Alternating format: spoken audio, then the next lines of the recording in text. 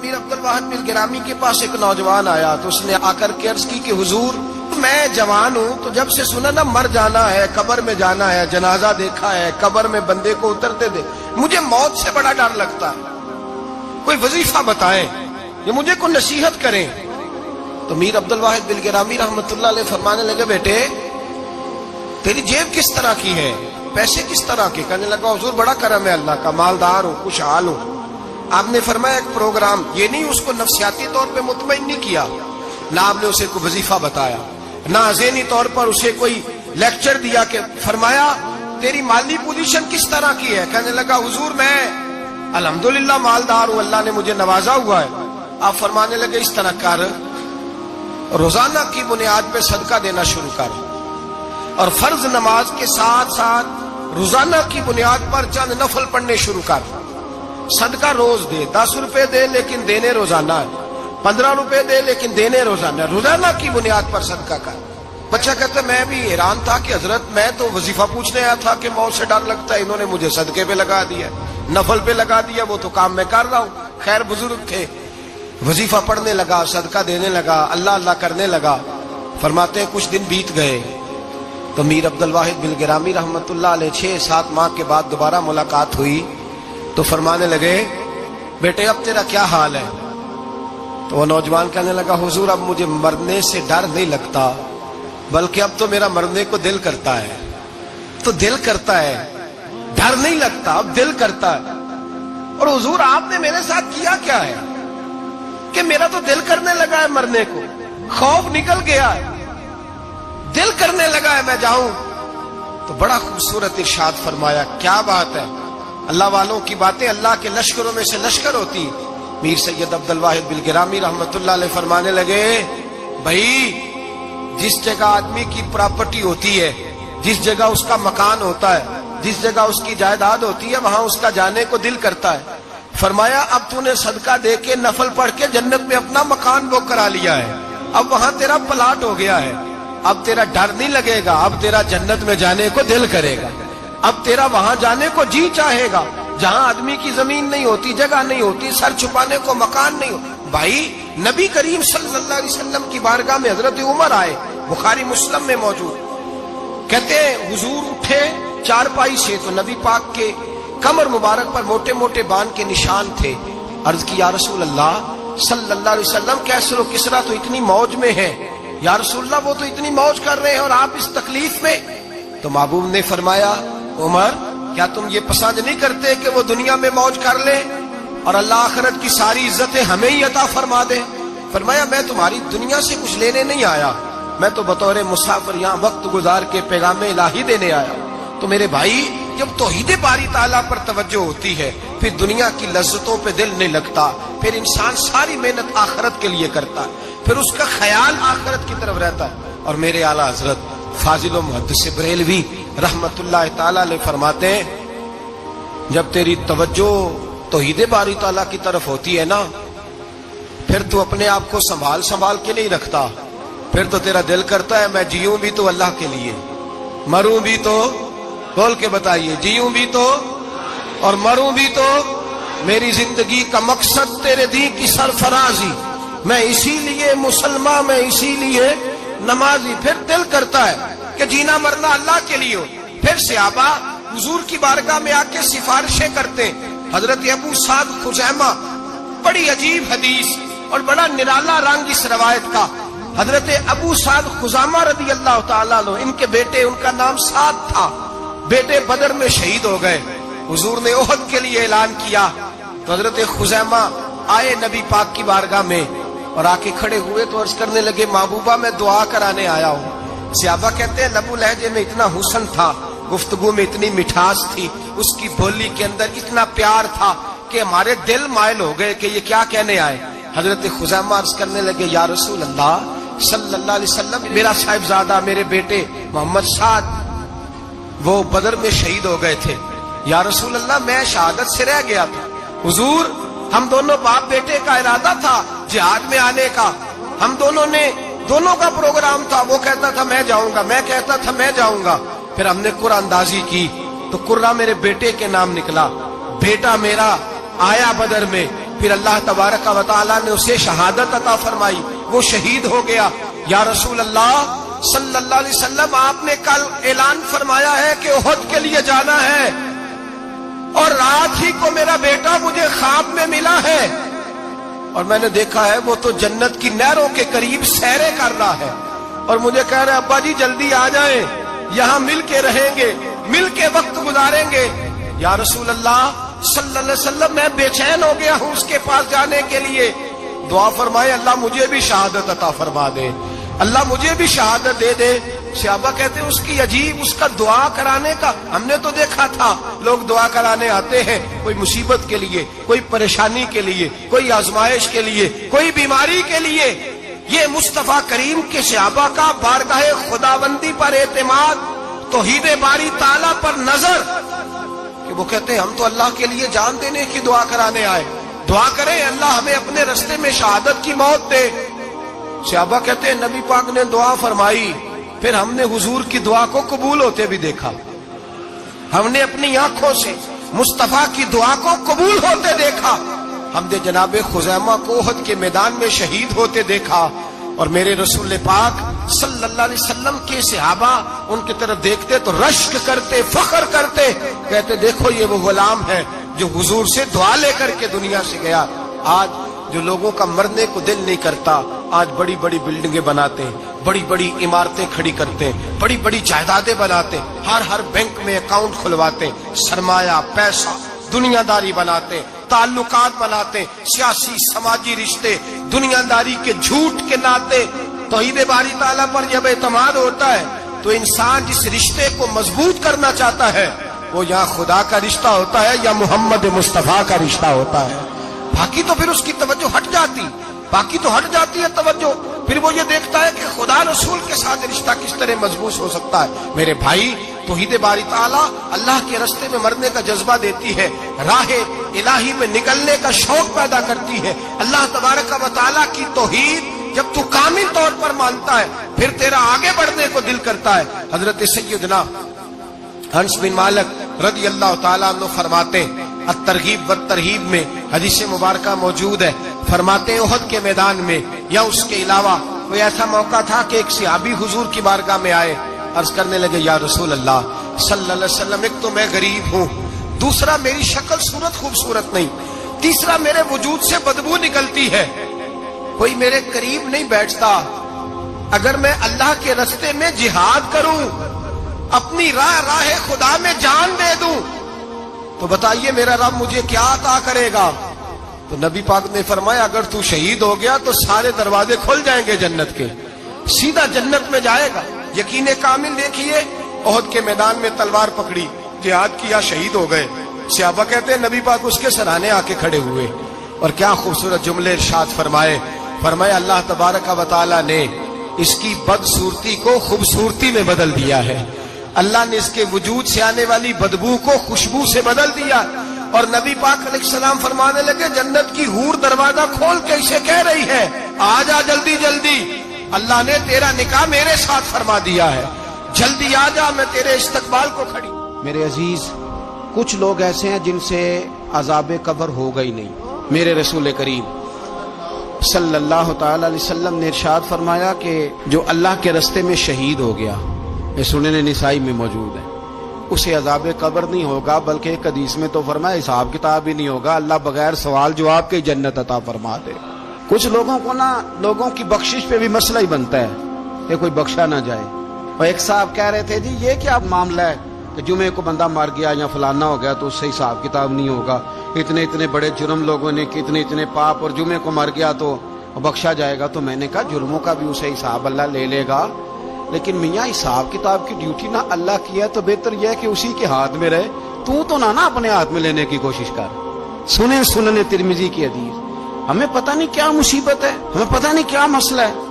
ایک جنازے سے میں نکلا، آپ یقین کریں کبھی کبھی کلیجہ پھٹ جاتا ہے، میں ایک جنازے سے نکلا تو میرے ساتھ ایک بندہ جنازہ پڑھ کے نکلا تو کہنے لگا جی پیر صاحب دیکھیں آج کتنی دنیا آئی ہے، حالانکہ یہ بندہ اس طرح کا تھا، اس طرح کا تھا، اس طرح کا تھا۔ میں نے اسے کہا یار تجھے تو فکر ہی لگ گئی ہے کہیں جنت میں چلا ہی نہ جائے. تو اس طرح کرنا جنت کے دروازے کے سامنے کھڑے ہو جانا ڈنڈا لے کے کہ میں نے نہیں جانے دینا.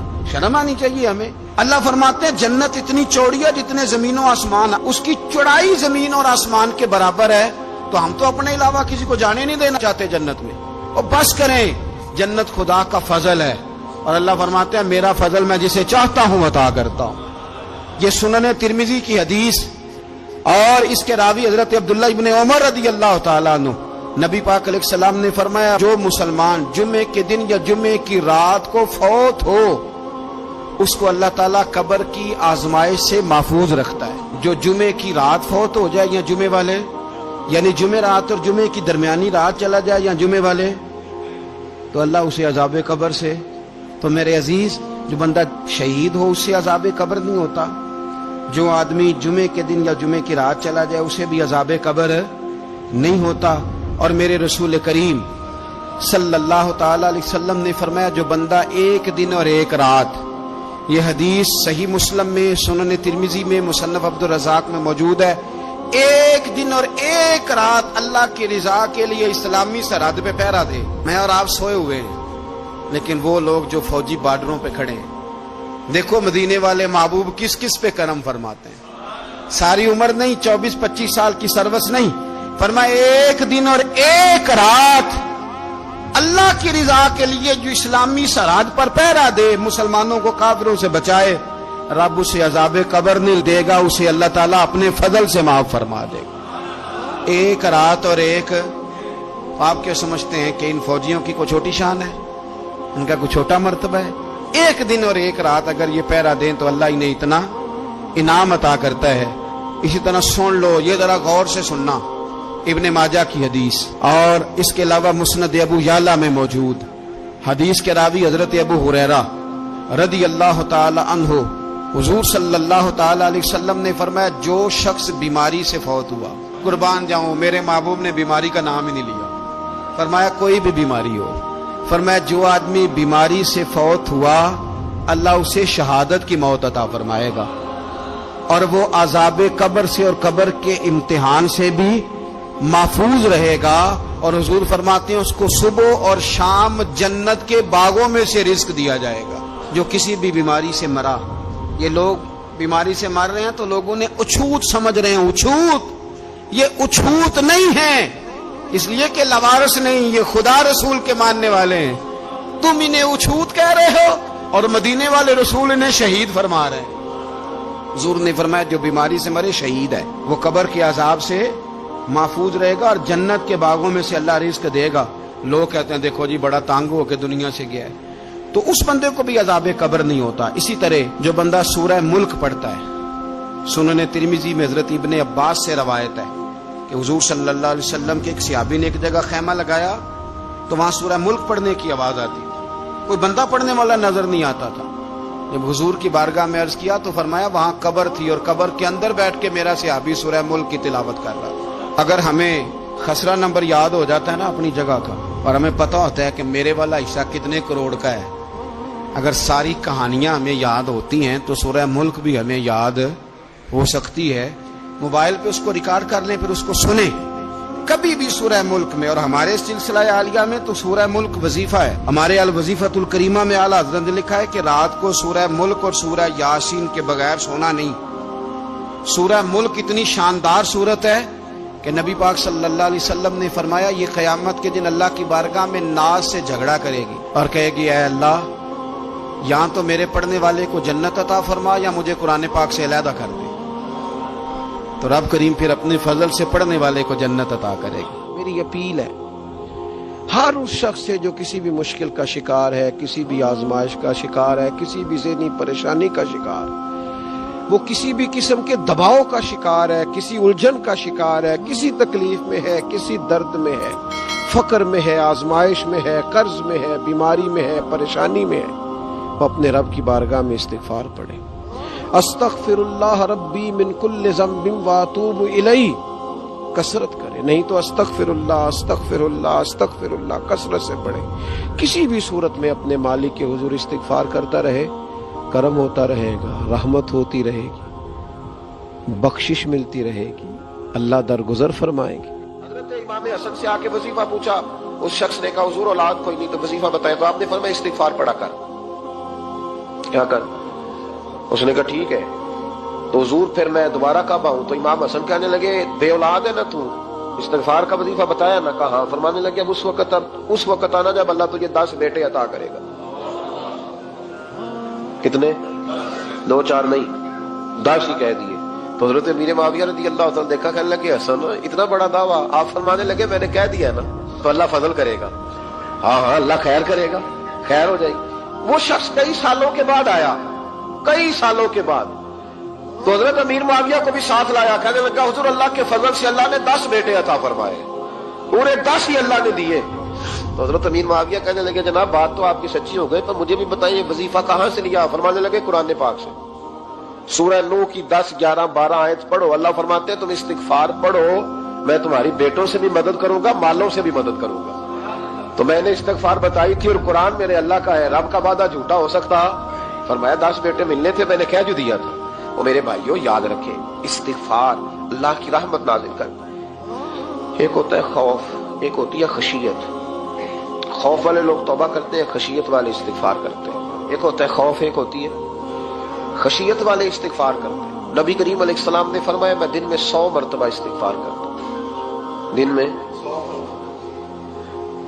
توبہ والا کہتا ہے کہ میں بھول گیا تھا، مجھے معافی مل جائے، اور خشیت والا کہتا ہے میرا یار ناراض نہ ہو جائے، وہ استغفار ہی کرتا رہتا ہے، وہ معافی مانگ۔ حضرت رومی نے مثال دی ہے، فرماتے ایک عورت تھی تو بھیک مانگا کرتی تھی، ایک دن بادشاہ کے دروازے پہ بھیک مانگنے گئی تو بادشاہ کو پسند آ گئی، اس نے نکاح کر لیا۔ 20 کنیزائیں اس بی بی کے پاس تھی خدمت کرنے کے لیے، روٹی دینے کے لیے، کپڑا دینے کے لیے، لیکن وہ ہر وقت روتی رہتی تھی، ہر وقت روتی۔ ایک سمجھدار کنیز کہنے لگی کہ ملکہ اب تیرا درجہ بہت بڑا ہے، تو ہر وقت روتی رہتی ہے، معافی مانگتی رہتی ہے ہر وقت، کون سی ایسی نعمت ہے جو تیرے پاس نہیں؟ تو وہ کہنے لگی اس لیے تو روتی ہوں۔ کیا مانا؟ کہنے لگی اس لیے روتی ہوں کہ میں اس قابل نہیں تھی جو مجھے مل گیا، کہیں میرے سر کا سائیں ناراض نہ ہو جائے، وہ کہیں بگڑ نہ جائے، مجھے پتا ہے کہ میں کیا تھی اور مجھے کہاں تک پہنچا دیا۔ میں روتی اس لیے ہوں کہ کبھی کہیں وہ ناراض۔ حضرت عمر اس لیے روتے تھے کہ کہیں مصطفیٰ ناراض نہ ہو جائے، حضرت ابو بکر اس لیے تڑپتے تھے کہ کہیں اللہ کا فضل روٹھ نہ جائے۔ یہ جو مولا علی اپنے کمرے میں بیٹھ کے زور زور سے استغفار پڑھتے تو اس لیے نہیں کہ بڑے پاپ تھے جن کی معاذ اللہ معافی مانگتے تھے، اس لیے کہ رب رسول کہیں ناراض نہ ہو۔ خشیت تھی کہ جہاں ہم پہنچے ہوئے کہیں وہاں سے واپس۔ استغفار بندے کی اللہ سے صلح کرا دیتا ہے، بندے کی رب سے صلح ہو جاتی ہے جب استغفار۔ دیکھیں نا بڑی سادی سی بات ہے کہ 2 بھائی ناراض ہو تو بڑا کہتا ہے اس نے میری بے ادبی بڑی کی، تو چھوٹا اگر پاس آ جائے اور پیر پکڑ لے کہ چل یار معاف کر دے، تیرا بھائی نہیں۔ پتہ کیا ہوتا ہے؟ صرف معافی نہیں ملتی، ہاں صرف معافی نہیں، چھوٹے نے بے ادبی کر دی، بڑے کو تکلیف ہوئی، بات جب آگے بڑھی نا تو بڑے نے شکوہ کیا، جب لوگوں نے چھوٹے کو سمجھایا تو چھوٹا جب معافی مانگتا ہے، ادھر دیکھو میری طرف، جب چھوٹا معافی مانگتا ہے نا اٹھ کے جاتا ہے اور بڑے کے پیر پکڑتا ہے تو میرا معاف نہیں کرتا، بڑا رو بھی پڑتا ہے، بڑا رو بھی پڑتا ہے، اور وہ کہتا ہے کہ وہ میں اور تو اماں کے پاس اکٹھے بیٹھتے، ایک باپ کی موٹر سائیکل پہ اکٹھے بیٹھتے، تو تیرا اور میرا رشتہ اتیار تو نے یہ کیوں؟ وہ جو آنسو نکلتے ہیں نا وہ درد ہوتا ہے، وہ کیف ہوتا ہے، وہ سوز ہوتا ہے، وہ لذت ہوتی ہے، وہ پیار ہوتا ہے۔ رب کہتا ہے تو معافی مانگ، انہو کان غفارا، تو معافی مانگ، میں تجھے معاف بھی کروں گا، تیرے اوپر رحمت بھی فرماؤں گا، تیرے اوپر کرم نوازی بھی کروں گا، تجھے نواز دوں گا، تجھے عطا کروں گا۔ حضرت موسیٰ کلیم اللہ علیہ السلام کا زمانہ مبارکہ تھا، قحط پڑ گیا، بارش نہیں ہوتی۔ ہم لوگ نا اب تو خیر ہمارے پاکستان میں تو ٹیبل ٹاک ہوتی ہے، ٹاک شو ہوتے ہیں، ہمارے ہاں تو پتہ کیا جاتا ہے کہ بارش ہو کیوں نہیں رہی، پھر اس پہ یہ ہوتا ہے کہ دھواں بڑا چڑھ گیا ہے، حالات بڑے خراب ہیں، فلاں ایسے ہو گیا، قحط کا۔ ہم تو اسباب تلاش کرتے رہتے ہیں نا جی، پھوک بہت زیادہ ہے، فلاں چیز ایسے ہے، فلاں چیز ایسے، ہم تو یہ تلاش کرتے رہتے ہیں۔ وہ لوگ یوں نہیں کرتے تھے، وہ سیدھے جا کے مسلوں پہ بیٹھتے تھے، اس لیے کہ وہ کہتے تھے جب رب چاہتا ہے تو پھر کوئی چیز کسی چیز کو روک سکتی، وہ سیدھے مسلے پہ بیٹھتے۔ اعلیٰ حضرت فاضل بریلوی رحمۃ اللہ علیہ کے پاس ایک مولانا محمد حسین آئے، وہ فلکیات کے بڑے ماہر تھے، تو اعلیٰ حضرت نے فرمایا ذرا ستاروں کا حساب لگا کے دکھاؤ بارش کب ہوگی؟ کہنے لگا پورا مہینہ تو نہیں ہوگی، تو اعلیٰ حضرت رحمۃ اللہ علیہ فرمانے لگے کہو کہ میرا علم کہتا ہے مہینہ نہیں ہوگی، اللہ چاہے تو ابھی ہو سکتی ہے۔ کہنے لگا جی وہ تو ٹھیک ہے پر میرا علم، وہ جیسے روز لوگوں نے پیر نیٹ ٹو سین شاہ صاحب نہیں کھولے ہوتے کہ بارش کب آئے گی، اور اس کی طرف نہ دیکھ، مصلے پہ بیٹھ، مہربانی کر مصلے پہ بیٹھ، اللہ کی بارگاہ میں حاضر ہو، اس سے معافی مانگ، اسے منا تاکہ وہ رحمت کی بارش۔ کہنے لگا جی میرا علم کہتا ہے۔ تو اعلیٰ حضرت فرمانے لگے پھر وہی بات، تو کہ اللہ چاہے تو بارش ابھی، لیکن یہ جو اڑ گئے ہیں نا بیچارے، یہ اڑ ہی گئے ہیں، یہ جہاں الجھ گئے ہیں وہاں یہ لوگ الجھ گئے، اللہ ہمیں الجھنے سے محفوظ فرمائے۔ تو اعلیٰ حضرت اٹھے تو فرمایا ٹائم کیا ہوا ہے گھڑی پہ؟ کہنے لگا جی 12۔ تو اعلیٰ حضرت نے گھڑی گھمائی، اب کیا بج گیا؟ کہنے لگا 4 بج گئے۔ فرمانے لگے بج گئے نا 4؟ کہنے لگا جی آپ نے گھڑی گھما جو دی ہے۔ فرمانے لگے اللہ بھی جب چاہے تو ستارے گھما دیتا ہے، اللہ بھی ستارے گھما دیتا ہے بارش۔ کہنے لگا جی وہ تو ٹھیک ہے پر مہینہ نہیں ہو سکتی۔ اڑا ہوا بندہ، اس کا کوئی علاج ہے؟ جو اڑ جو جائے اس کے لیے قرآن کہتا ہے وَإِذَا خَاطَبَهُمُ الْجَاهِلُونَ قَالُوا سَلَامًا، اسے سلوٹ کرو دور سے، اسے کو تو جان اور تیرا۔ کہنے لگا جی ہو نہیں سکتی پورا مہینہ۔ فرمانے لگے یار تو جا اپنا کام کر۔ وہ شخص کہتا ہے میں نے دروازہ کھولا اعلیٰ حضرت کا، کمرے سے باہر نکلا تو تیز بارش ہو رہی، واپس آیا تو میں نے کہا احمد رضا یہ عقیدہ کہاں سے لیا ہے؟ فرمایا دروازہ مصطفیٰ سے لیا ہے صلی اللہ علیہ وسلم۔ تو یاد رکھیں کہ اللہ کو منانا چاہیے، استغفار کرنا چاہیے۔ پھر غور کر لیں اس بات پر کہ وہ کتنا عظمت اور رفت والا شخص ہے جس کی اللہ کی نظر میں عزت ہے، جو اللہ کے ہاں قابل اکرام ہے، مالک کے ہاں۔ عزت، تعظیم اور توقیر یہ مسلمان کا خوبصورت عمل ہے، ان سے ایک اچھا اور خوبصورت معاشرہ جنم لیتا ہے۔ لیکن اگر بڑوں کو تکلیف دی جائے، بزرگوں کی بے ادبی کی جائے، معاشرے میں بگاڑ بھی پیدا ہوتا ہے اور بدصورتی بھی پیدا ہوتی ہے، بدصورتی پیدا ہوتی ہے، بدبو پھیلتی ہے، اس سے معاشرے کا حسن مان پڑتا ہے۔ بڑوں کو تکلیف نہ دے، آزمائش میں مبتلا نہ کرے۔ جس کو اللہ تبارک و تعالی نے ہم سے بڑا کیا ہے، علم میں کیا ہو، عمل میں کیا ہو، تقوی میں کیا ہو، یا ویسے ہی دین کے اندر اس کی داڑھی سفید ہو گئی، اس شخص کا اکرام کرے، اس کو عزت دے، اس کے ساتھ ادب والا معاملہ کرے۔ یہ چیز سنوارتی ہے مسلمانوں کو۔ آج کل بے ادبی عام ہو گئی ہے، معاشرے میں زیادہ پاورفل وہ لوگ ہیں جن کی زبانیں زیادہ لمبی ہیں، جو عزتیں زیادہ اتارتے ہیں، لوگ ان سے زیادہ ڈرتے ہیں، اپنے آپ کو ان لوگوں نے بڑا پاورفل سمجھنا شروع کر لیا۔ بلکہ بدتمیزوں کی ایک اچھی ٹیم تیار کر لی جائے تو انسان بہت بڑا اونچا عہدہ بھی حاصل کر سکتا ہے، معاذ اللہ تعالی۔ یہ رواج اچھا نہیں، یہ انداز درست نہیں ہے، یہ طریقہ کار، یہ خوبصورت لوگوں کا طریقہ نہیں، یہ حسین معاشروں کا یہ انداز نہیں ہے۔ یعنی قومی سطح کے لوگ جو دنیا کے اندر کسی ملک کی نمائندگی کریں، وہی اگر ایک پریس کانفرنس اور گھنٹے کے بعد دوسری پریس کانفرنس، فلانے نے کیا بات تو دوسرے نے دیا جواب، تو یہ انداز مہذب قوموں کا نہیں ہوتا، اس سے امیج خراب ہوتا ہے۔ یہی انداز اب ہمارے گھروں میں چلتا ہے، کسی کی ایک بات پر جب تک سامنے والا 11 باتیں نہیں کرتا اتنی دیر تک اس کی روح کو، اس کے دل کو تسلی نہیں ہوتی۔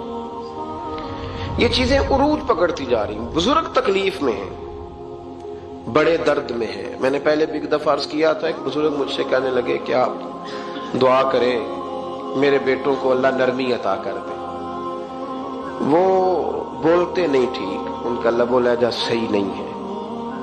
تو میں نے ان سے کہا کہ بزرگوں جہاں تک میں جانتا ہوں کوئی ایسی بات ہے تو نہیں۔ تو وہ کہنے لگے کہ جس طرح آپ سمجھتے ہیں نا، ہمارے رشتہ دار بھی اور اہل علاقہ سارے یہی سمجھتے ہیں، پر میں تکلیف میں ہوں، میری بیوی تکلیف میں۔ میں نے کہا کہ پھر آپ یہ اتنی زیادہ پردہ پوشی کس بات کی؟ تو وہ کہنے لگے کہ ڈرتا ہوں، اگر لوگوں کے سامنے ہم بات کرتے ہیں تو لوگ کہتے ہیں کہ تم نے تربیت نہیں صحیح کی، اگر میں بات کرتا ہوں تو لوگ مجھ پہ شک کرتے ہیں، کہتے ہیں تو نے رزق نہیں صحیح کھلایا، تو میں درد میں رہتا ہوں، کپڑا اٹھاؤں گا تو میرا اپنا بدن برہنہ ہو جائے گا، یار وہ کتنی تکلیف میں ہے باپ جو اپنے سگے بیٹے سے بات نہیں کرتا کہ پتہ نہیں کہاں سے بولے گا، کیا جواب دے گا میری بات کا، یعنی ڈرتا ہے، سہما ہوا رہتا ہے۔ ادھر دیکھیں میری طرف کیا کہہ رہا ہوں، یہ نوجوان ذرا غور کریں، ان لفظوں کی تکلیف محسوس کریں کہ اماں کہتی ہے کہ بھئی میں نہیں اس سے بات کرتی، اس لیے کہ وہ بڑے سخت جملے کہتا ہے، مجھ سے نہیں سہے جاتے، کوئی اور بات کرے، یعنی جس کی ماں بھی اس سے بات کرتے ہوئے ڈرے۔ وہ نہیں سمجھ آئی آپ کو میری بات کی؟ جس کا والد بھی اس سے بات کرتے ہوئے سہم جائے اور وہ بندہ کہے کہ میں نے تو MBA کیا ہوا ہے، میں تو معاشرے میں جانا پہچانا جاتا ہوں، اللہ کا شکر ہے جی اللہ نے بڑی عزت دی ہوئی ہے، وہ یہ لفظ کہے تو اسے شرم آنی چاہیے۔